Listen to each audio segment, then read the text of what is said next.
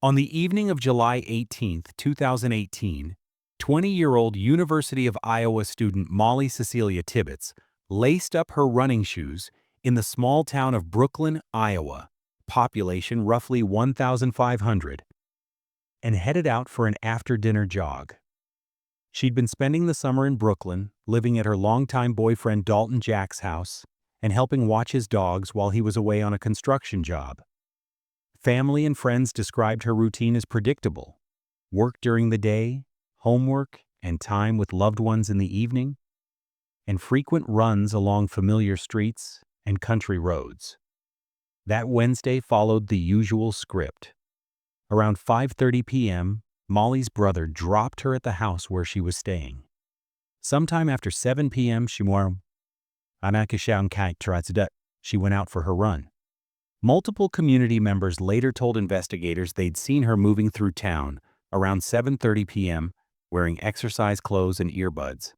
Later that night, about 10 p.m., her boyfriend opened a Snapchat she had sent. It looked like a selfie taken indoors. No one could say exactly when she'd sent it. After that, the digital trail went quiet. By the next morning, alarm bells were ringing.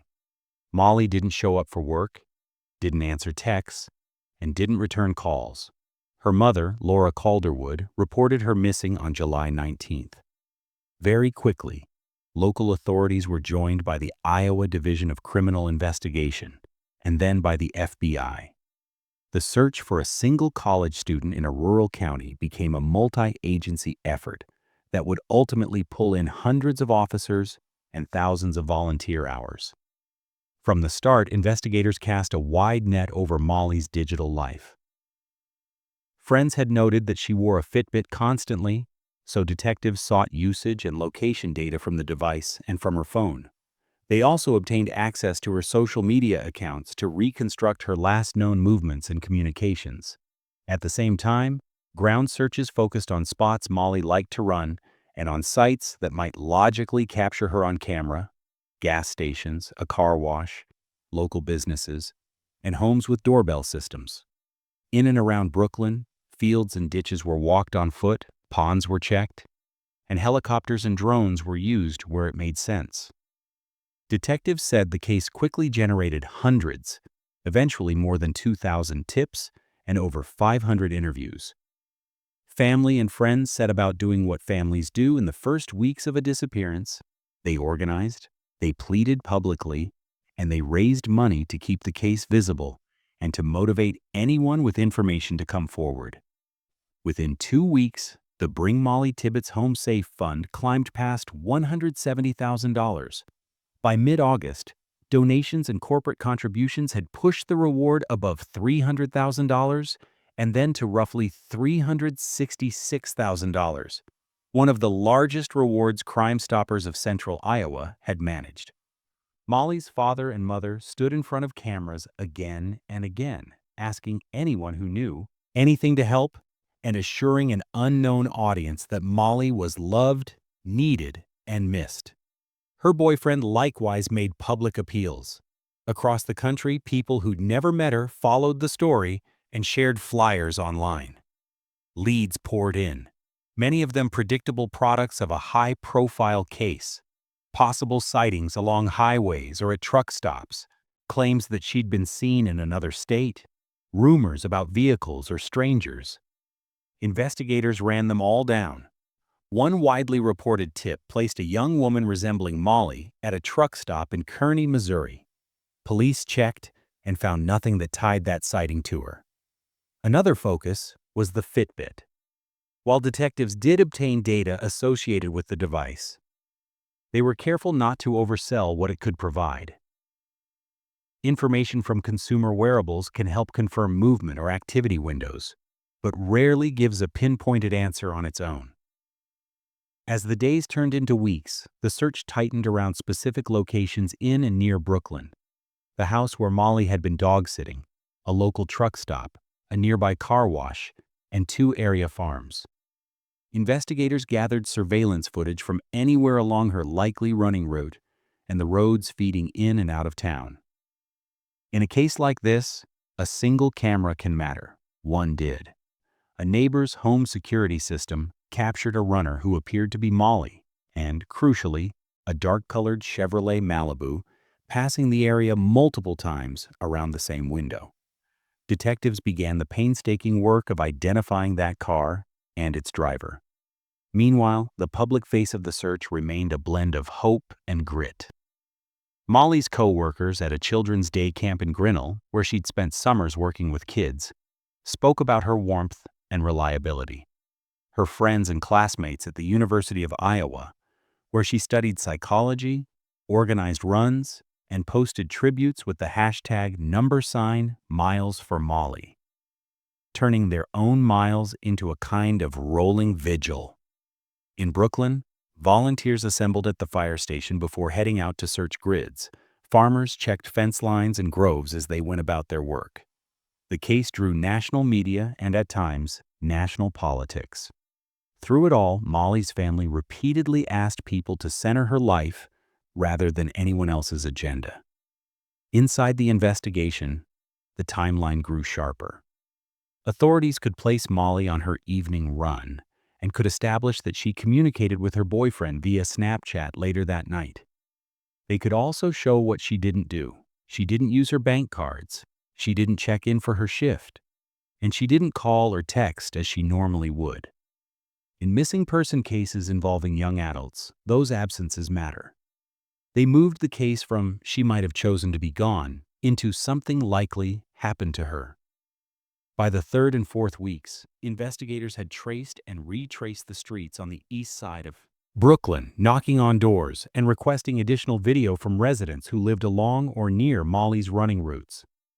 The Chevrolet Malibu sighting remained a priority. Detectives circulated stills to other agencies and to local businesses and cross-checked registrations that matched the vehicle's make and model. Parallel to that effort, teams continued to interview anyone whose daily patterns could have intersected with Molly's. Co-workers, friends, neighbors, construction crews, delivery drivers, looking for inconsistencies or new details. On August 21, 2018, just over 5 weeks after Molly vanished, the long search ended in Poweshiek County. A body was recovered from a cornfield. 2 days later, the state medical examiner confirmed the identification as Molly Tibbetts and announced preliminary findings. She had died of multiple sharp force injuries. The manner of death was homicide. The public learned that a suspect had been identified and arrested the same day the body was found. Investigators said the break came from surveillance video that led them to a specific car and then to its driver. Questioned by authorities, the man described an encounter with a young woman who had been out running and led officers to the rural location where they recovered her remains. He was charged with first-degree murder. For a month, the question hanging over Brooklyn had been, "Where is Molly?" In a single day, the question became, "How did this happen?" The town's yellow ribbons and missing person flyers turned into memorials almost overnight. In interviews, her parents spoke about a daughter who loved running, theater, Harry Potter, kids, and home. Ordinary details that make the loss legible to strangers. Her friends described a student who kept a full plate and still made time for people. Her co-workers at the day camp talked about the children asking when she would be back. Those who had joined the searches felt a mix of relief that she had been found and sorrow at the news they had dreaded. When investigators in Poweshiek County sat down to reconstruct Molly Tibbetts' last evening, they started with the two things that rarely lie: video and data. Detectives canvassed Brooklyn, Iowa, for every scrap of surveillance they could find: gas stations, small businesses, doorbell cameras, and home systems facing the streets Molly liked to run.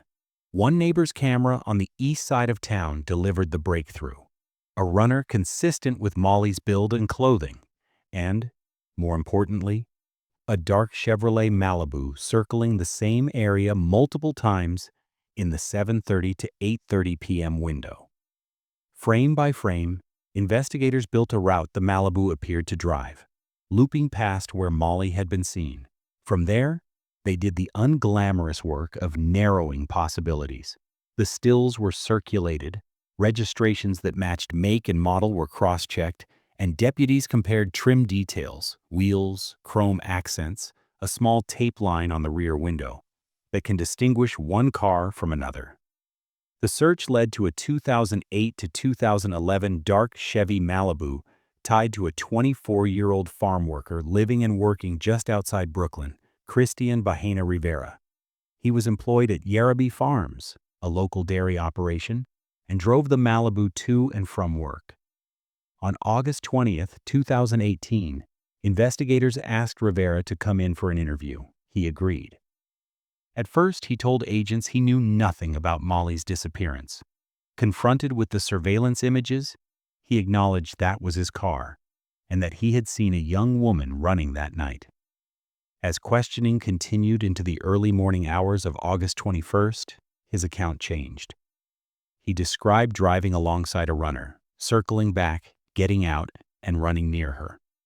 He claimed she threatened to call the police, said he blacked out, and later came to while driving, noticing a body in the trunk of his car. He then directed agents to a rural cornfield off a gravel road in Poweshiek County. There, concealed under corn stalks, several rows in, investigators found a body later confirmed to be Molly. Tibbetts, the Iowa State Medical Examiner's Office, identified Molly through dental records and, in preliminary findings announced 2 days later, determined she had died from multiple sharp force injuries. The manner of death was homicide. The location of the remains, the concealment with corn stalks, and the suspect-led recovery immediately hardened the case. On the strength of his statements and the discovery, Rivera was arrested and charged with first-degree murder on August 21st. Even as the public learned those headline facts, the evidence file underneath them was expanding. Investigators executed search warrants on Rivera's Malibu. In the trunk, they documented blood staining. Lab testing later showed that a blood sample matched Molly's DNA profile. Forensic downloads of phones placed Rivera's device traveling on rural roads northwest of Brooklyn the night Molly vanished, consistent with a path from town to the cornfield. Digital artifacts tied the Malibu's movements on video to a time window when Molly stopped communicating. The Fitbit data that had been a focus early in the search provided activity timing that helped investigators corroborate when her run likely ended.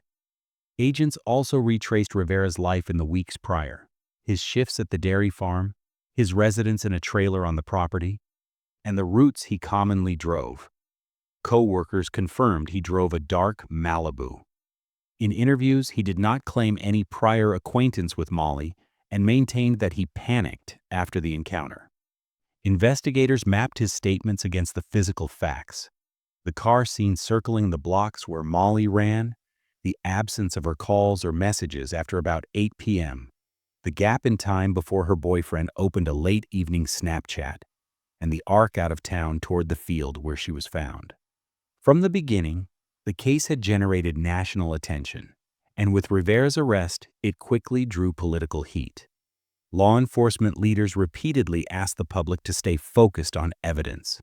In press briefings, they emphasized that the key breaks came from local canvassing, a neighbor's video, vehicle identification work, and a suspect interview that led directly to Molly's remains.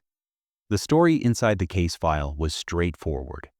A runner visible on video, a specific car circling her route, a driver identified, a confession that included the body's location, corroborating forensics in that driver's trunk, and an autopsy confirming homicide by sharp force injuries.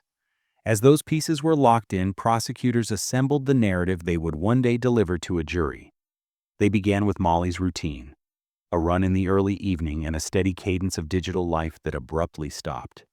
They moved to the Chevy Malibu, a car that didn't belong in that neighborhood, looping past the same blocks at the same time as the runner. Then the identification of the driver through registration, employment, and interviews. Then the statements. Seeing Molly driving alongside, returning, running near her, and the claim of a blackout, followed by the discovery of a body in the trunk. Finally, the field.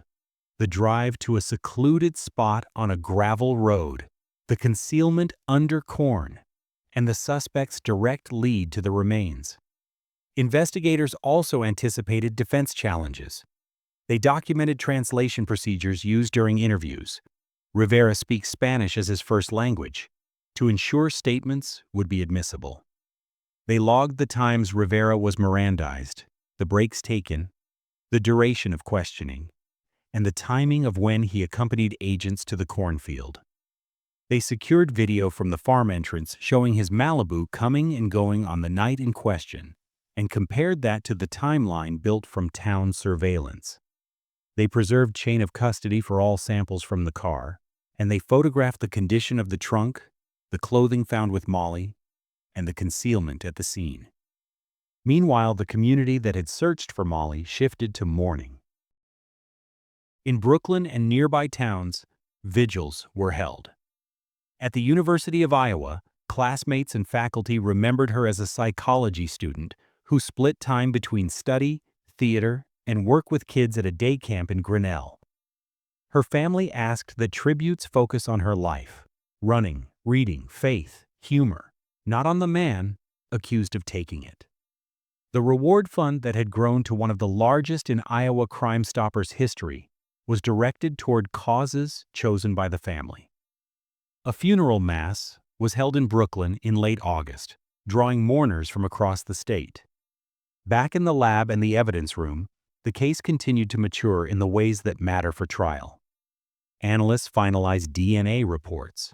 Cell site specialists translated phone records into maps a jury could understand. Crime scene technicians assembled photo logs that would walk jurors row by row through the cornfield. Autopsy findings were distilled into language that explained multiple sharp force injuries without gratuitous detail. And case agents wrote the affidavits that had already been the spine of the arrest. Surveillance video leading to a car leading to a driver, an interview leading to a body, and forensics tying the victim to the trunk of that driver's car. By early fall 2018, the broad strokes of the prosecution's theory were set. There would be no claims of a prior relationship. The state would argue that Rivera noticed Molly while she ran, pursued her in his car, confronted her on foot, and after she threatened to call police, abducted and killed her, later hiding her body in a cornfield where he believed it would not be found. The defense would have to decide whether to challenge the admissibility of his statements, the interpretation of phone and video evidence, or the reliability of the DNA in the trunk. Whatever path they chose, the state's case had a center of gravity that did not depend on any single item. It rested on convergence: video, vehicle, statements, location, and science all pointing the same direction. By the time the case reached trial in May 2021, the story of how investigators built the file on Cristian Bahena Rivera was set in careful layers. A runner on a neighborhood camera, a dark Chevy Malibu looping that route, a driver identified, an interview that led officers to a hidden body in a Poweshiek County cornfield, and forensic testing that tied blood from the trunk of that Malibu to Molly Tibbetts.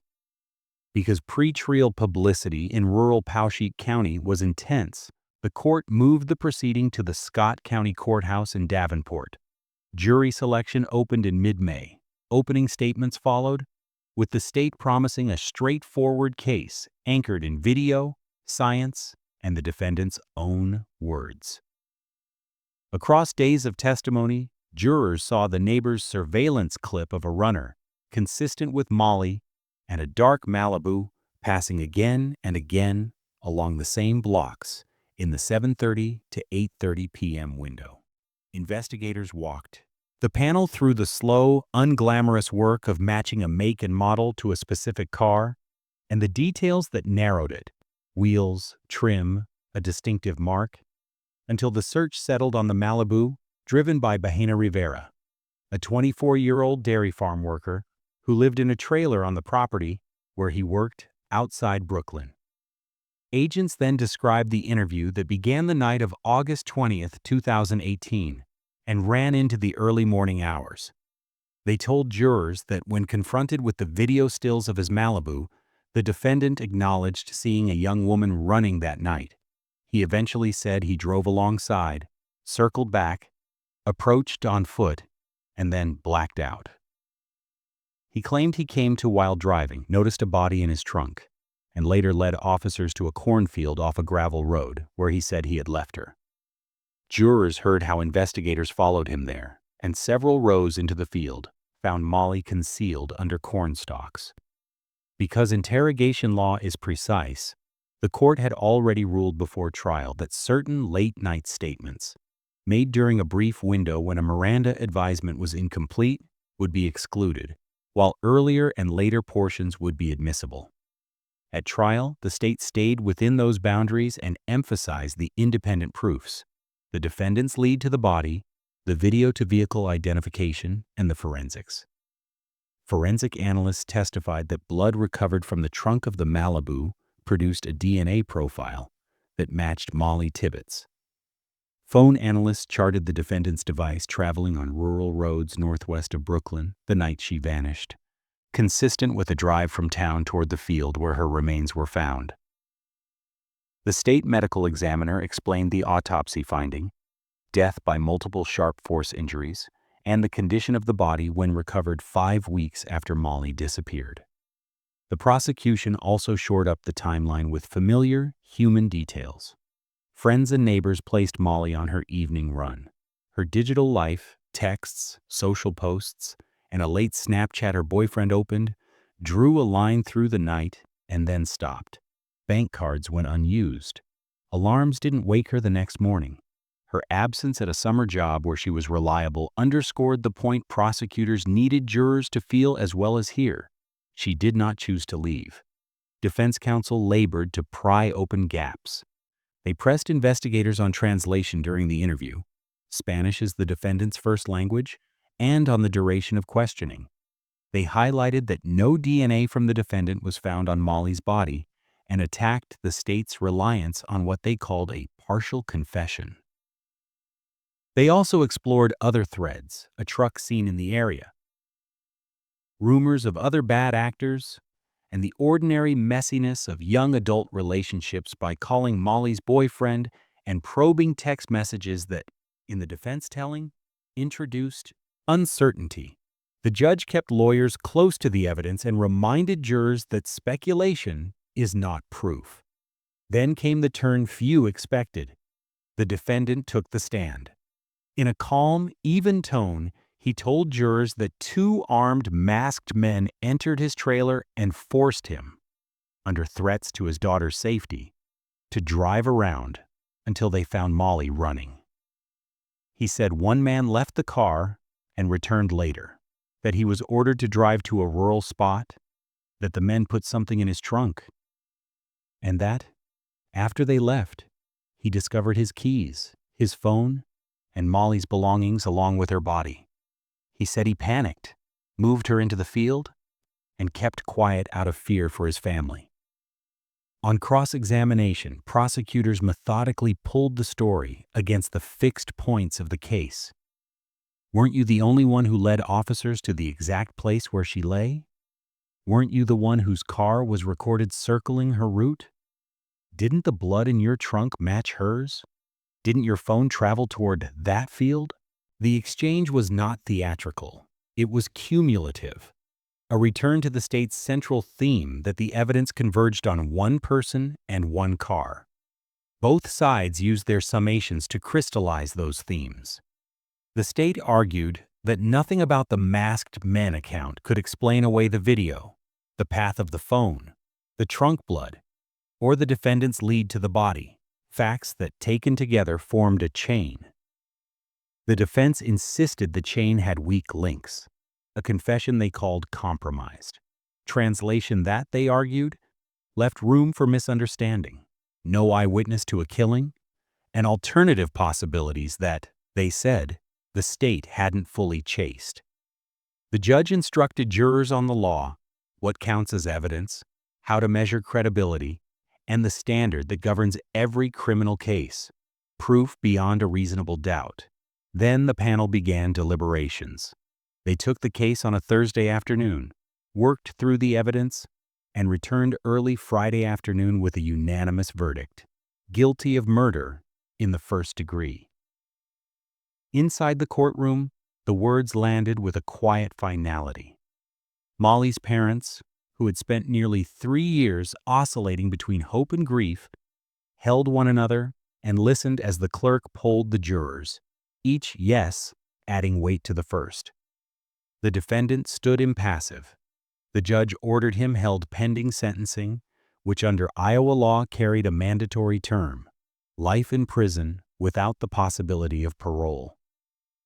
Outside, prosecutors told cameras what they had told the jury. The case rose and fell on convergence. A neighborhood camera, a specific car, a driver, a lead to a body, science in the trunk, phone data on the road to a field, and an autopsy that said plainly what had happened to a 20-year-old who went out for a run and never came home. Defense counsel announced they would seek a new trial and appeal, previewing arguments about the interview, about late surfacing tips, and about alternative suspects. For the town that had papered its windows with missing person flyers and then gathered for vigils, the verdict was both relief and ache. Relief because the question, who, had been answered in a venue that demands proof. Ache because no verdict returns a daughter or rewinds a summer night. At the University of Iowa, classmates and faculty who had spoken of Molly's steadiness and kindness read the news and remembered the day the search became a memorial. In Brooklyn, runners still traced her roots, past houses where porch lights had been left on for weeks, the summer she vanished, and said her name like a prayer. Sentencing in Molly Tibbitz's case came a little more than 3 years after her disappearance. On August 30th, 2021, in a Poweshiek County courtroom, Judge Joel Yates imposed the sentence Iowa law mandates for first-degree murder: life in prison without the possibility of parole. The judge spoke directly to the defendant, emphasizing that responsibility for the crime rested with him alone. As part of the judgment, the court also ordered $150,000 in restitution to Molly's estate, an amount required by Iowa statute in cases involving a victim's death. Victim impact statements framed the day. A representative read a statement from Molly's mother, Laura Calderwood, describing a daughter who had been a steady helper at a Children's Day program, a committed student, and a joyful presence in a close-knit family. She wrote that her daughter went out for a quiet run on July 18, 2018, and never came home, an absence that would echo through birthdays, milestones, and ordinary days alike. Christian Bahena Rivera declined to speak before sentencing. The road to that hearing had a late detour. Sentencing was originally set for mid-July 2021 but was postponed, while the court held an evidentiary hearing on defense claims that newly discovered information pointed to other men. The court took testimony and briefs, then denied the motion for a new trial in early August 2021. In the ruling, the judge wrote that the proffered information either had been available during trial or did not meaningfully undermine the verdict when weighed against the core evidence: the surveillance images of a dark Chevy Malibu circling Molly's running route. Would Schermtimer Stafford? The identification of that car as the defendant's own statements that led investigators to a hidden body in a cornfield, the recovery of Molly's remains where he directed officers, and the DNA finding that blood in the trunk of his Malibu matched Molly's profile. With the motion resolved, sentencing proceeded on August 30th. The gallery included family members, friends, investigators, and community supporters who had followed the case since the first missing person flyers went up in Brooklyn, Iowa. The court's order committed Bahena Rivera to the Iowa Department of Corrections, and he was transferred into state custody to begin serving the life term. Appeals followed, as they do in serious felony cases. The defense challenged the conviction on two main fronts, first arguing that some of the defendant's statements to investigators should have been suppressed on Miranda and voluntariness grounds. Second, renewing the claim for a new trial based on post-verdict information and disclosures about other individuals. The record that went up on appeal included the timeline of the August 2018 interview, the steps investigators took to advise the defendant of his rights, the language access arrangements for a Spanish-speaking suspect, and the sequence that culminated in the defendant leading officers to the body. It also included the post-verdict hearing transcripts and exhibits addressing the alternative suspect theory. On October 11, 2023, the Iowa Court of Appeals affirmed the conviction and the denial of a new trial. In a detailed opinion, the court concluded that the admissible statements were properly obtained and voluntary under the totality of the circumstances, and that the district court did not abuse its discretion in rejecting the new trial motion. The appellate panel noted that the challenged interview portions had already been trimmed at the trial court level. Some late-night statements were excluded before trial, and that the jury heard only what the court had deemed admissible. The opinion also emphasized that even apart from the defendant's words, the case against him was supported by independent, converging evidence. A neighbor's video placing his car at the scene repeatedly, phone record analysis consistent with a drive toward the rural recovery site, the defendant's direction to the body's location, and the DNA match to blood found in his trunk. As for the new evidence, the court agreed with the trial judge that much of it was either available earlier or, even if accepted at face value, would not have changed the outcome in light of the established proofs. With the appellate affirmance, the jury's verdict and the life without parole sentence remained intact. Further review would require action by higher courts through discretionary processes or collateral post-conviction proceedings, each with its own standards and deadlines. Meanwhile, the Department of Corrections classified and housed the defendant within the state system. Iowa's public offender records show him serving his sentence in a maximum security facility, with the life term reflected in his commitment status. For the Tibbetts family, the legal developments, verdict, motions, sentencing, appeal, moved on a timetable far slower than grief. In the months after sentencing, they continued to frame Molly's legacy in terms of the life she lived rather than the politics that sometimes swirled around the case. Friends and classmates at the University of Iowa kept up tributes that had begun during the search. Campus runs dedicated in her name, social posts that turned miles into memory through the hashtag #MilesForMolly tag, and quiet acts of kindness organized under banners created by those who knew her best. In Brooklyn and the surrounding towns, porch lights that had burned through the search were replaced with small, durable rituals, memorial scholarships, commemorative 5Ks, and the practice of saying her name out loud. Law enforcement officials who worked the case have often pointed to the investigation's plain mechanics as a public lesson in how such files are built. It began with a missing person report and a reliable daily habit, a young woman's run. It broadened into a canvas of cameras and a review of digital traces. A single neighbor's home security system captured both a runner in the right clothes and a dark Chevy Malibu that lingered in the same few blocks. From there, detectives did the slow work of turning a type of car into a specific car and a specific car into a driver. The interview yielded a lead to a body, the recovery yielded physical evidence, and the lab work tied the trunk of the defendant's car to the victim by DNA. Each piece reinforced the next. The trial itself distilled that process for jurors, who were asked to sort between an evidence-driven narrative and an alternate story the defendant told from the stand about masked men. The verdict signaled that the jurors found the investigation's converging strands more persuasive than a tale unsupported by physical proof. On appeal, that convergence mattered again. When separate lines of evidence point to the same conclusion, a conviction is less vulnerable to attack on any single point. As of today, the legal posture of the case is settled at the conviction and direct appeal level, and the sentence, life without parole plus restitution, stands.